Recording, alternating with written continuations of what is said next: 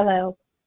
Today's optical landscape is changing and changing at a faster pace than it was to even 1 year ago.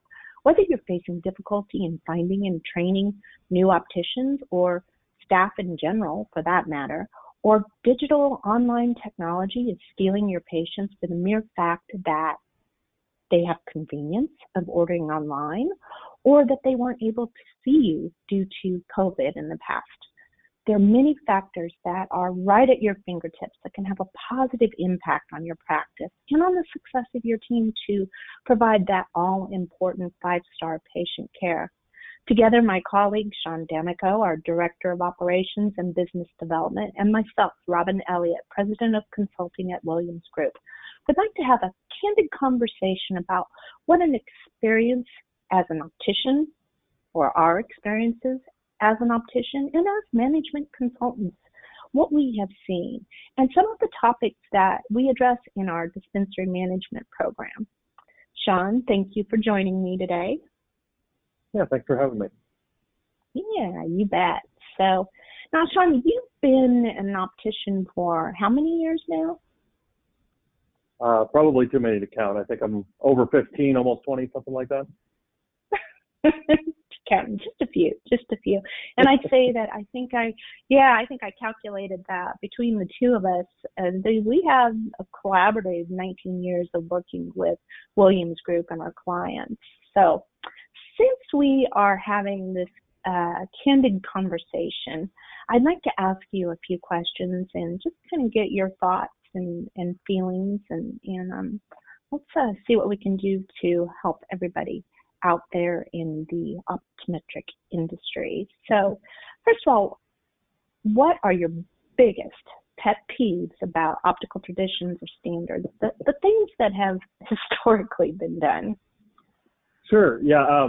This is something I talk about a lot, and I'm sorry if I kind of go on a rant here, but there's definitely a few things that in the past 4 years, I've been to over 150 different cities across all of North America, just like you have.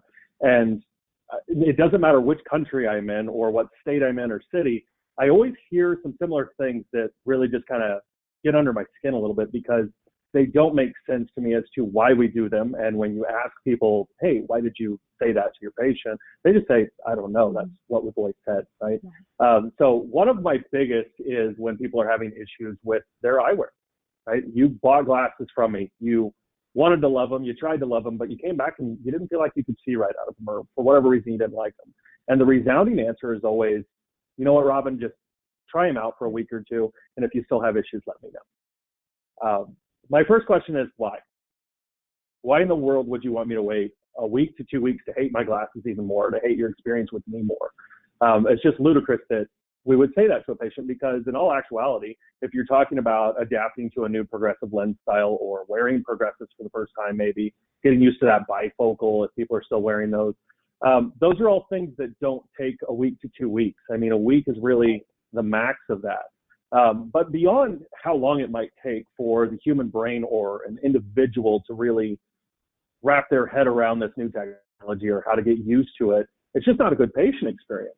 You know, you're not validating what the patient complaint is because you didn't even ask. Because a lot of times we see in the optical world specifically that people aren't trained well enough to understand enough to ask the right questions, right? Well, Robin, tell me what you don't like.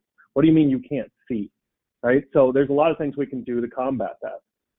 One of my other biggest pet peeves is just straight out asking patients, were you planning on getting glasses today? Because it's literally why they're coming into our practice. It's for us to tell them. But if you ask a patient that, our immediate response is going to be financial, and we're just going to say no, right? So there's a lot of things that we do that I feel like are defeatist, and we do them just because it's the way we've always done them, which we know in history that's not always the best thing to do, right? So we have to start to analyze all of these things that we've done, whether it's the tools that we use, the words or semantics that we use within our optical or within our entire practice, and the things we do with and for our patients, and start really analyzing why we're saying those things, why we're doing those things, and realize that some of them may not make sense.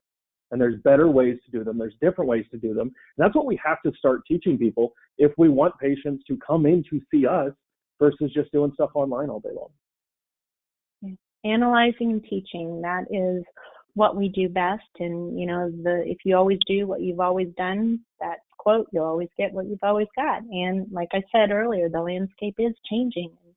You have to be aware.